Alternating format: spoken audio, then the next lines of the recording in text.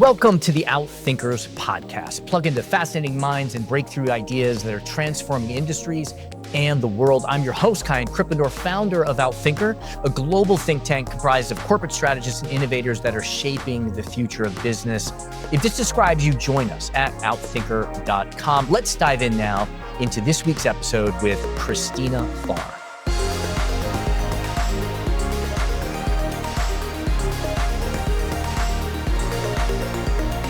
I just rarely see storytelling brought into presentations that are shared with investors, and it's a mistake because these investing decisions are not made on the basis of data alone. And that's true across the whole industry and corporate world in general, that like human beings, we're not processing numbers and zeros and thinking in terms of data. Computers do that, but we process the world around us through story.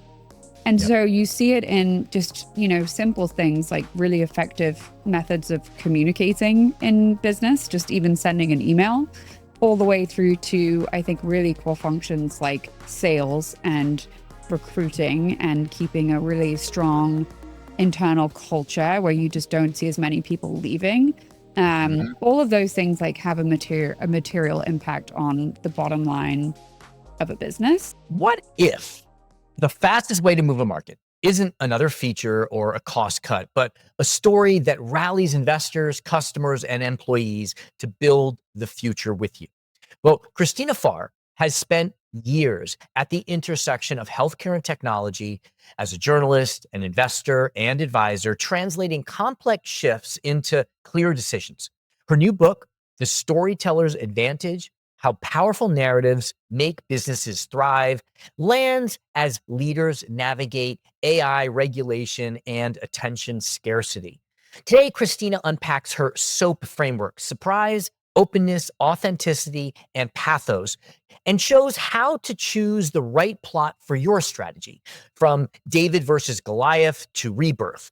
We'll explore how a scrappy startup like PillPack marshaled story to stare down incumbents, what Apple's comeback and Microsoft's reinvention teach us about narrative discipline, and where cautionary tales like WeWork go off the rails. We'll also get tactical: origin stories that travel, fundraising decks that persuade, and how CEOs communicate on charged issues without fracturing culture. If you lead a team, a P&L, or a new bet, this conversation is a field guide. You'll leave with a method to create earned surprise, calibrate vulnerability, and craft a narrative that aligns stakeholders and accelerates execution so that your strategy isn't just planned, it's believed.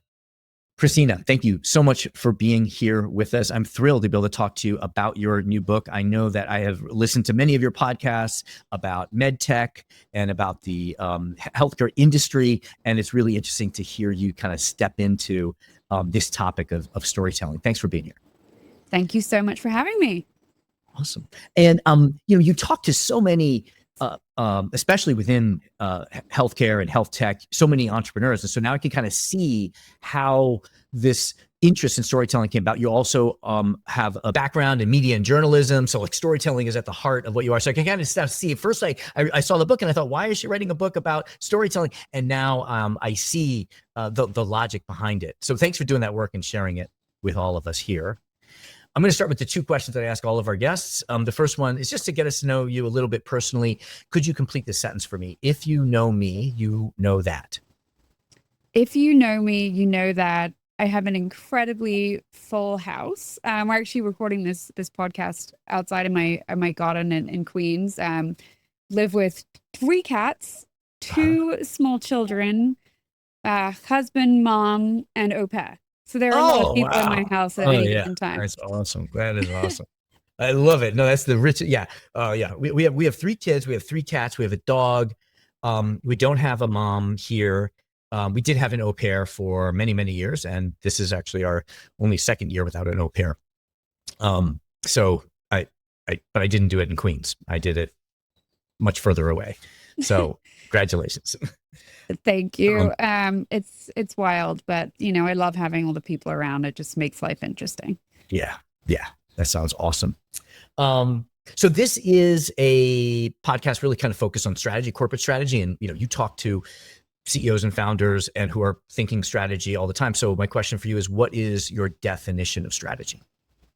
I think of it as reading the tea leaves, getting really predictive about what's coming in the future, and then coming up with a plan that essentially mitigates the potential risks of what could happen in the future and optimizes around all the possible gains. I like that. I like that. I like that. Yeah, and I can see how that can kind of tie into the stories, right? There are stories where people pursue possibilities and where they avoid failures. And it's sort of the navigating between the rocks is sort of what I'm hearing from that kind of your strategy. And I think the best storytellers are also really good prognosticators. They're oftentimes the people that kind of lead you into that vision of the future. And if they are at the helm of a company as a CEO, it might be a vision where that company is very successful and it's made the world a better place. Yeah. Or if they're a business unit leader, it's to lead you into a vision of potentially future growth for that specific business unit, and not just in financial terms, but what it means for the world if that mission is successful. So let me ask you a question here. I don't know if this is going to make sense at all, but I'm kind of thinking three paths for storytelling being helpful as being a prognosticator. One is understanding stories helps you make a clearer understanding of kind of the causes and effect that could lead to a possible future. So it makes you a better predictor. Another one is kind of the future is understood, but the challenge is getting people motivated to take action and step into that future. And the storytelling activates engagement. And the other one is the story, the self-fulfillment of it, right? That, they said that Steve Jobs, I know you open up with a quote from Steve Jobs. They said Steve Jobs had a reality distortion field around him. He told a story and people believed that, he said that the iPhone is going to change the world. And then it changed the world because people believed it would change the world. There's like kind of three paths. How do any of those fit with your view? Yeah, I mean, I think storytellers should always be both kind of connecting with that future state and helping people understand where the future is going, and then also making them care that future is going to impact them in some way that's positive. And I think Steve Jobs did that. A lot of the advertising that was so innovative and associated with Apple was around the idea of a future that was colorful. Think of the Think Different ads. It was, the idea of it's black and white now, and in the future it will be rainbow colored and alive and exciting, and that you get to be part of that journey as a consumer. And it's not just Steve Jobs that will benefit from that future. It's also you. And I think you see that with really good storytellers who try to raise capital. I've also worked in venture. I worked, still invest, and, worked at a fund for about 4 years. So I saw dozens of pitches in that role as well. And I think founders that could open up a business plan or a fundraising deck by expressing or explaining to you, in this future state, the healthcare will be, way more consumer focused, or it will be, everybody will be working remotely and lives will be so much better. And here is how our product can lead us into this future in which I benefit, you benefit, we all collectively benefit. Mm-hmm. I think it's just easier to rally behind a company that can express themselves in that way. And then everything else that kind of logically needs to follow from there, you have to believe in the business model, you have to believe in the potential of the financial returns. I think you are invested in understanding that piece because you are emotionally invested in the success of the business. I love it. No, I love it. I think especially as more of the success of companies depends on ecosystem partners and collaboration. I think about John Deere, the Deere and Company, and they create this story about precision agriculture and what the future could look like when we efficiently use our resources to feed the world. And that activates interest from all these other stakeholders that want to kind of create that future, but they see themselves benefiting and society benefiting in that story, that conclusion of that story. Love it. What are some other benefits? I want to kind of hit this early on is, Sometimes, especially I think maybe in larger established companies, the storytelling is kind of like the window dressing, what comes out afterwards, just to put a little bit of salt on the meal, kind of speak. And it's not really going to impact results. You offer some really compelling reasons why good storytelling can link to meaningful, important, and measurable business results. One of them is attracting investors, for example, was what we talked about. What are some of the other reasons? Yeah, I think attracting capital is a really good one. And I don't see, I mean, we talked about the role of the pitch deck. I just rarely see storytelling brought into presentations that are shared with investors, and it's a mistake because these investing decisions are not made on the basis of data alone. And that's true across the whole industry and corporate world in general, that like human beings, we're not processing numbers and zeros and thinking in terms of data. Computers do that, but we process the world around us through story. And Yep. so you see it in just, simple things like really effective methods of communicating in business, just even sending an email, all the way through to, I think, really core functions like sales and recruiting and keeping a really strong internal culture where you just don't see as many people leaving. All of those things like have a material impact on the bottom line of a business. I'll give you one example from the book that was one of my favorite examples, and it's related to this idea of maintaining a strong internal culture.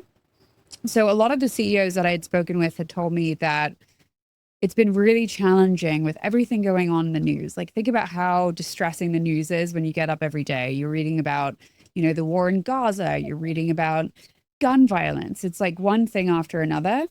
And a lot of employees these days want their leaders to speak out and have a perspective on everything that is going on in the world. And they feel disappointed in them if that's not the case. And I've met with some CEOs who just have said, you know what, we just don't talk about those things. And that's the company policy. We just separate, work and personal. And I just hadn't, as I sort of investigated these things, I thought that is leading to a culture that is just like far less warm and far more transactional feeling, because nobody is actually offering any explanation as to why we are separating business with personal, particularly at a moment like we all just lived through a pandemic. I mean, you can't just say we're separating these things anymore. Yes. And I spoke with one company that it was a business in the healthcare area, a company that had a mandate of treating patients who had eating disorders. And the CEO of this business, it's a very progressive company, the CEO of this business was getting that pressure. And so she thought really long and hard about why she wasn't going to speak out about some of these issues. And she addressed her whole company and she said, we treat people with eating disorders. People with eating disorders come from all kinds of backgrounds. They have conservative family members. They have Democrat family members. I myself had an eating disorder as a young child, and my own parents were conservative. So if I start speaking out about these issues, think about a patient in the future that tries to come to us and the parent said, I'm not going to align myself with this business because the CEO is espousing values I don't believe in. We've lost a patient. And the mission of this business is to serve patients. And every year she repeats the same story because she's got new people coming in.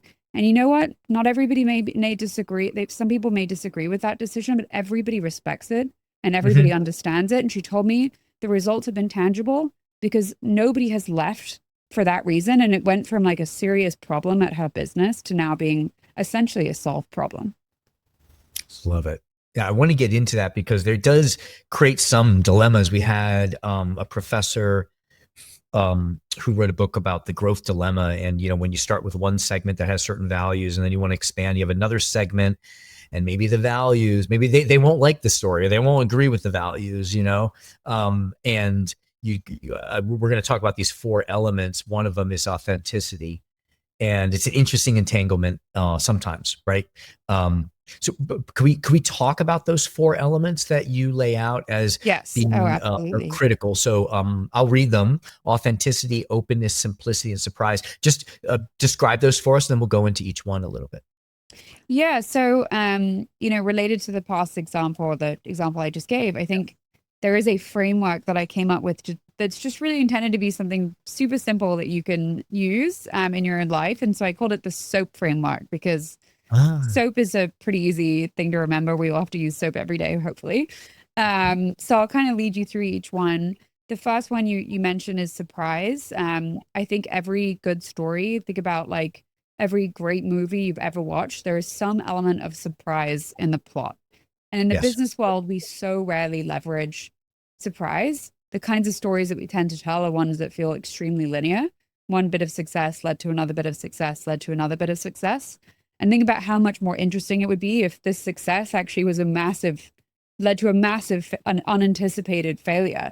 And then to Mm, hear about how then a team kind of pulled themselves out of that failure and overcame it to the ultimate success. Already, it's a more interesting story because it yes, has yes. within it the element of surprise. And then the O is the Well, let me, idea of, I would yeah, double click on that for a second. Yeah, because I was going to ask you just how do you engineer surprise? And kind of what I'm hearing, what you're describing is, say, someone who doesn't know themselves necessarily as a naturally great storyteller and wants to engineer a surprise. What I'm hearing you say is sort of like there should be a point in the story where it's helpful if there's a point in the story where people think it's going to go one way and then it turns out to go another way. Is that what you're saying? Would you say? absolutely. I think you can bring in surprise in so many different ways, but I think that isn't a very easy way to do it. Like lead somebody down a path where they think that they know what the next thing is going to be, what you're going to say next, and then say the exact opposite. Then suddenly Yes. everybody is just like, whoa, what just happened? And they're Yes. listening and following.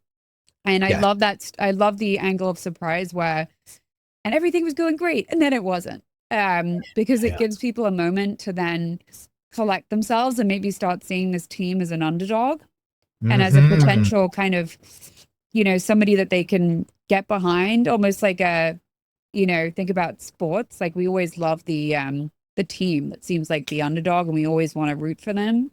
And so Hmm. imagine there is that surprise moment where like this team is struck down and there's almost no way that they can succeed.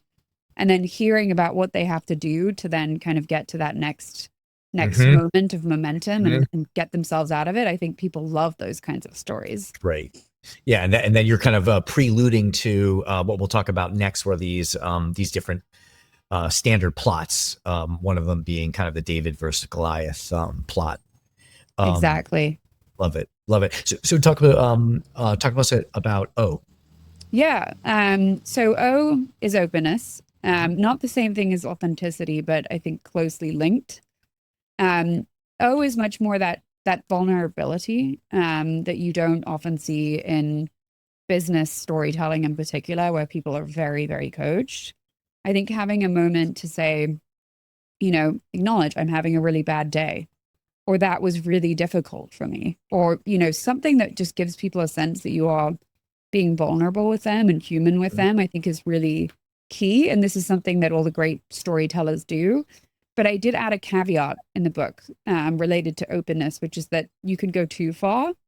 So, don't walk into a job interview and start talking about the moment that you totally bombed in your prior role, Hmm. because studies show that you have to establish yourself as a high performer first before Yeah, you can be too vulnerable. But yeah. those who can do both, so establish that you're a high performer and should get the job, and then boom, a moment of vulnerability and openness.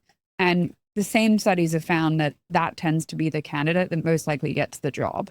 Ah, So be careful with that I one, wish but you I had think it's told me that, useful. in my like second job interview out of college. Now I see exactly why I didn't get that job. I was too open, too early.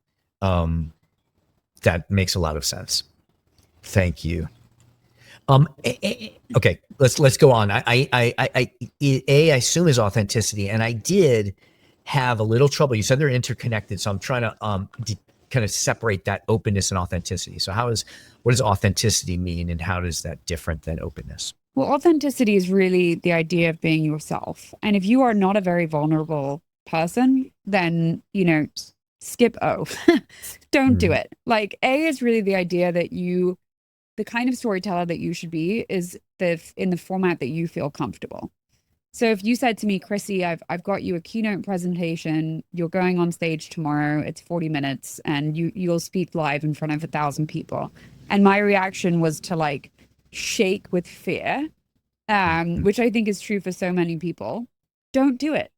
Don't make yourself do something that makes you incredibly uncomfortable and feels inauthentic to you. And by the mhm. same token, too much scripting, too much coaching for some people can make them sound very inauthentic.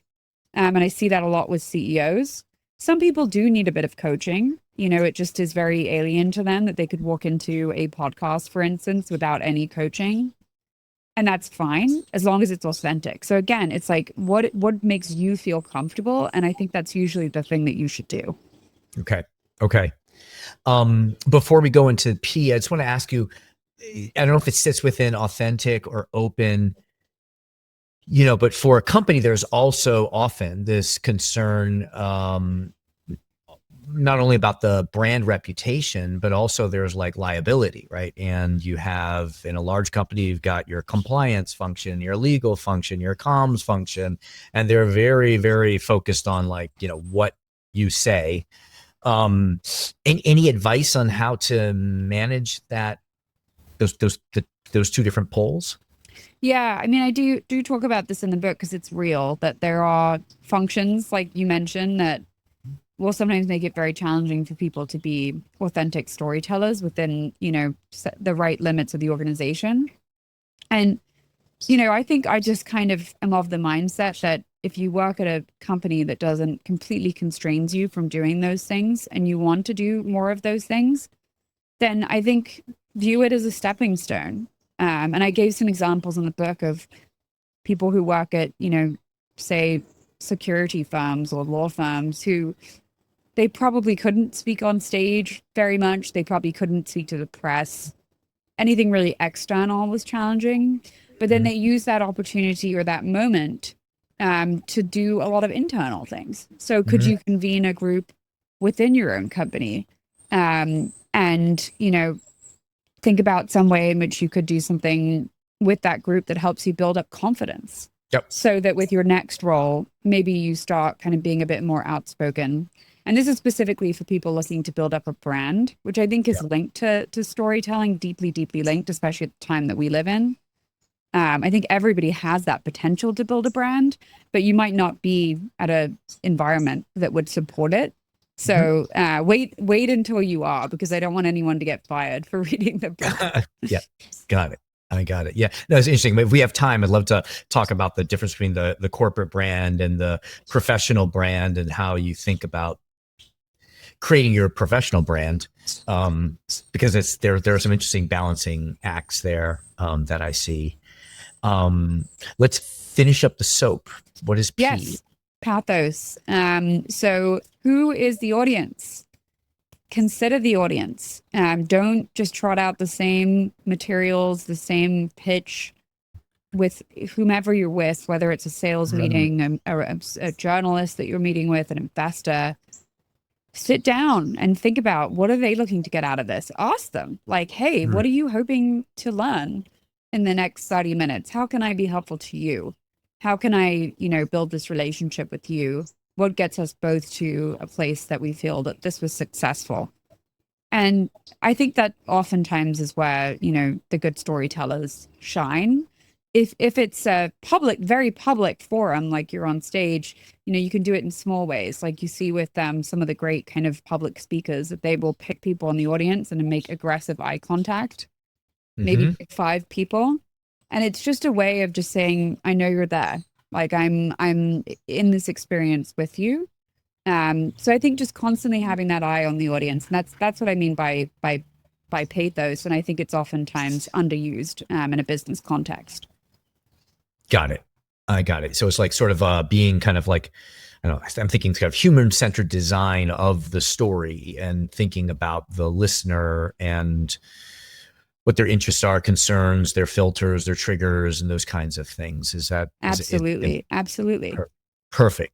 Love it. Okay. So I realize that you didn't kind of lay it out this way, but I'm going to kind of lay it out this way. As first, you kind of have this objective, as we're talking about before, is what's the impact I want to have. And then you kind of think about the 4 elements, and now you're going to kind of craft your story, and it's going to fit some kind of plot. I really love the 7 plots from Christopher Booker's work that you pulled out and then applied it to business. Could you just we're going to do like a little, I think we do a little fun thing where I'll just like throw out a plot and you tell me which one it fits so people can kind of understand these 7 plots there. But could you just state those 7 plots for me? Yes, of course. So the 7 plots, and these are the Booker plots. Overcoming the monster. I won't describe each, by the way, because I think you can get a sense of them if I go through them. Yep. Overcoming the monster, rags to riches, the quest, voyage and return, comedy, tragedy, and rebirth. Great. So now I'm going to give you just some plots. You have some great examples here in the book, but I'm just going to pick some random ones that people might kind of get quickly. Some of them that you have already mentioned, but let's just see where they fit. Tesla, this brash founder, he takes on these entrenched auto giants and a century of fossil fuel dependence. It's sort of like the innovator's dilemma and pivoting it on them. And in order to build a future of electric cars, in a future where there is, electric energy production has a marketplace. Which do you think that fits and why? Multiple plots. Overcoming the monster. The evil plot is the evil force is fossil fuels, and the savior, of course, is Tesla with the clean energy that it'll bring to the world.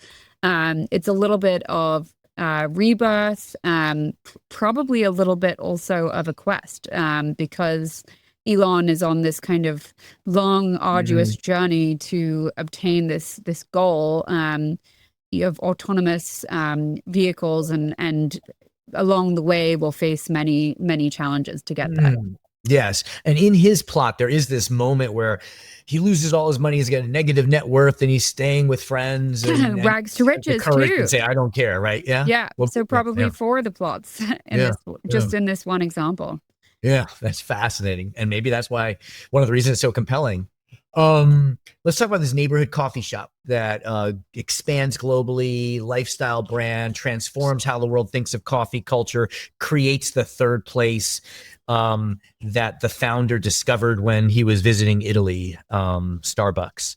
Where do you think that fits? I mean, I would say it's probably more of a voyage and return, although a lot of these ideas have elements of several plots, but the idea of, I think this is the Starbucks idea, traveling to Italy, the strange unknown world, discovering what it means to drink great coffee and the community that comes together around coffee, and then bringing that back to the home country, and starting the first Starbucks coffee shop. I love it. Yeah. I love it. Yeah. Okay. In our little company Outthinker, I think that's kind of the plot, is like, these are people who got to go out into the woods at night and discover something and bring it back home, the venturing and bringing it back home. You talk about Apple, particularly like Steve Jobs, he gets kicked out, Apple fumbles, and he comes back. It sounds like maybe that is the rebirth. For sure. Yeah. I mean, I think there are also multiple plots with the Steve Jobs story, because there's also rags to riches. But rebirth is the one that I think I would align them most closely with, because everybody knows the story of Steve Jobs getting fired from Apple, leaving to start Next, coming back to Apple, and then leading Apple into the next great wave of innovation. So I think that's a great rebirth story. And it's interesting how these stories can persist even when the founder is not with us anymore. We'll get into, hopefully, if we have time a little bit later, what happens when that's been a long time ago. WeWork, right? And so there's kind of been a few plots there. I remember seeing this meme that was interesting. It was Adam Newman saying, "I've got this idea for a business where we're gonna get long-term contracts on real estate, and then we're gonna rent it we're going to sublet those for a lower price and lose money on that. And we're going to be kind of betting long, but selling short. And no one's interested. And then he says, we're going to transform how people work. So he was kind of like a very powerful storyteller. But then you talk about what WeWork stands for as a story now. Tell us about WeWork. What's story plot? Tragedy. I mean, it's a tragedy in the sense that it's a character falling from great prosperity, great heights, to destruction because of a fatal flaw. And that pretty much is the story of WeWork. Multiple fatal flaws. We'll see if he, ultimately gets an edge with, I believe he started a new business. So this could be a rebirth story in the end. But I think for now, in most people's minds, it's a tragedy. And to be clear, when I was reading through it, tragedy seems like the one plot that you don't write. It's written for you. I mean, there's no kind of like that I saw any kind of positive use of the tragedy plot. It's hard to imagine one. Yeah, right. Usually written for you. But WeWork, that got turned into a movie and several books. So people love a story that does not end well. Shakespeare, I think, is the master of the tragedy, but we've had many tragedies since that we're all aware of. And, we all love a happy ending, but sometimes we don't get one. Yeah. So how would the, this is sort of random, but, Blockbuster was a tragedy that helped Netflix, or that story helps Netflix, or, Kodak, the tragedy that helps digital, so maybe the tragedy, if it's not you, but the person that you replace, then it can be helpful. Yeah. And I think in a way it's, you could say that there's a rebirth aspect to some of these, that like we learn from the failures of the past and kind of made a triumphant return with more knowledge because of those necessary failures.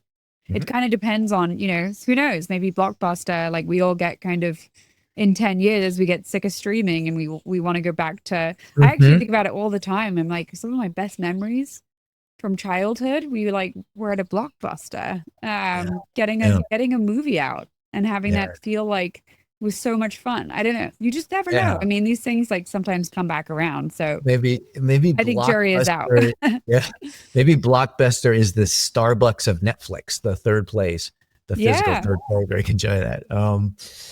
Let's go into one that is sort of an older company, and I think there has been a news story. So Bill Gates, scrappy PC software developer, develops this empire, and then it kind of loses itself, I guess. And then now we have the Satya Nadella transforming it as, cloud, AI powerhouse. What is the prevailing story from Microsoft? I think it's potentially kind of a voyage and return for Microsoft, that just all the various kind of phases that they've been through, all the kind of discovery and the knowledge that they had to bring back. And we're in a very positive phase, I would say, of the business right now. But clearly with different CEOs, each has their own kind of plot to tell, starting out strong and then ultimately kind of being a bit of a disaster, and then a new CEO coming in with all the kind of lessons from the prior era. So that one's probably a little bit of a complicated one, because it's a story with multiple phases, but it's definitely like a comeback moment for Microsoft. Right. Yeah. Yeah. We do talk a little bit in the book about the power of the comeback. That it's another kind of type of storytelling device that can be very useful for business leaders to leverage. Gotcha. Great. Awesome. I'd love to go into more of them. I encourage people. You've listed the 7 plots, and people can, when they get your book, they can go through them. And I know we're reaching towards the top of our time with you, so I want to ask you just move on from this and ask you, how do these plots, do you think, evolve? Like if we take Microsoft, for example, do you think that there was someone or a group who thought about what is the plot that's going to have the outcome that we want, that's going to get employees and investors and the government kind of excited about who we are, and or is it developed by those who are listening, or is it emergent in a company of that scale? Yeah, I tended to see it a little bit more with the scrappy players when I was doing research for the book, where it felt intentional. And I Uh-huh. think a lot of the scrappy players, the startups, leverage the overcoming the monster plot very successfully and quite intentionally. I gave an example of a company that is in my area of health technology called PillPack, that was Oh yeah, I love PillPack. coming up against CVS and Express Scripts and a bunch of much larger players that, at multiple points in the journey tried to completely shut the business down. And, there was one point where they thought they would lose like a third of their customers basically overnight because one of the, much larger businesses in an area called the PBMs, which is a whole complicated thing we won't get into, but Mhm. this company had the potential to really crush the business, and they intentionally built a whole war room basically overnight where, everybody had to stay late, work late, convene. They brought in an advisor that had done kind of similar things for the company Uber back in the day. And they said, what do we do about this? And a huge part of it was rallying the press around this kind of bigger enemy that they had to overcome. Kind of Mhm. like David and Goliath moment. Well, very intentionally a David and Goliath moment. Rallying their customers to talk about how reliant they were on PillPack, Mhm. getting Mhm. their customers to post all of it publicly. And the company, the much larger business, ended up getting so deluged with customer emails, Mhm. customer comments, calls from the press that they completely backed down within 24 hours and said, we won't take you out of the network. And Yeah. the company basically resurrected itself. I mean, it was an astonishing move. And about a year after that, it got acquired by Amazon for $1 billion. Yes. So these, when I see these things happen, it's meaningful. I to that point, I'll say one last thing, which is just that, sometimes companies get so worried about risk. Who am I going to upset, by having an enemy? And if I name an enemy, what if this is my customer in the future? I think that's Mhm. fine and fair, and in some cases potentially right. But, think about too, like the most likely outcome for a startup business isn't an IPO, it's M&A, assuming Yep. the company doesn't fail. And who's going to get acquired? It's probably the disruptive companies, right? Because most big companies want to acquire disruptors to ensure that they don't get disrupted. And if Mhm. you are boring, not saying anything, just quietly operating, doing okay, not upsetting anyone, just staying in your corner, how are you going to get their attention? Yeah. Yeah. Yeah, that's great. I mean, you can adjust the story narrative later when you are acquired or when you need to appeal to other segments. Um, Love it. Yeah, no, I love the PillPack story, the second generation pharmacist who work in his dad's pharmacy and he sees that this broken and he fights to make it happen. Let's go back to that origin story. You also talk about, this will be my last question, I think. You talk about Drew Houston of Dropbox as an example of a great origin story. I think many of our listeners, whether they are entrepreneurs or whether they are intrapreneurs inside established companies, um, whether they're pitching an idea to investors to get Series A funding, or if they're pitching an idea to their bosses to get funding to try some venture inside a company, that origin story is really critical. So I'd love to know what tips you have for how to craft or know that you have crafted an effective origin story. Yeah, I gave a few about, two or three examples in the book of good origin story subtypes. Mhm. Maybe I'll mention a couple. Sure. I love the sort of predestined for success, sort of child genius one. Mm. You see this a lot with you know, look at the one of the kind of founders of TaskRabbit. Had a Mhm. great story of like, when I was young, I was like the CFO of my paper route. Came just like brilliant children that just like are destined to become great leaders at some point in the future. I think people love those stories. Another Mhm. another subtype that's super popular is is founders that have failed a lot before they got to the ultimate idea. Like a Purva Mehta, who founded a very successful company called Instacart, would talk about how he had like 50 failures before he came onto the idea for Instacart. And that's another one, because it just shows grit, that you have this quality of not giving up. It also humanizes you, I think, as well, and makes you relatable. Definitely. People love it. And then the third one of the 3 types I'll mention is the personal experience. So I see it all the time in healthcare. My brush with cancer, my experience as a caregiver, that prompted me to want to right this wrong.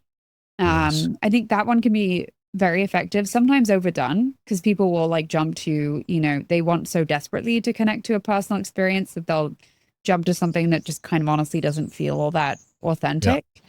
So don't do it unless it's real. There are other types of origin stories, including the 2 I just pointed to.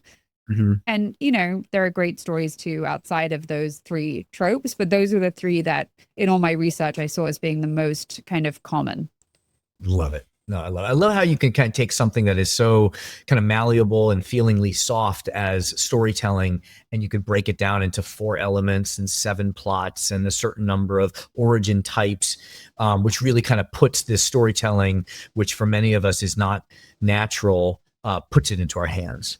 So thank you for doing that. Of course. Thank you for capturing it so beautifully in your book. A whole bunch more that I want to cover, but we're at the top of our time with you. So we'll encourage people to buy the book, The Storyteller's Advantage: How Powerful Narratives Make Businesses Thrive. How else can people connect with you and continue to learn from you? Well, I'm on LinkedIn a lot these days, so find me there, Christina Farr on LinkedIn, and hit follow. And then I have a newsletter if you're in the healthcare industry called Second Opinion.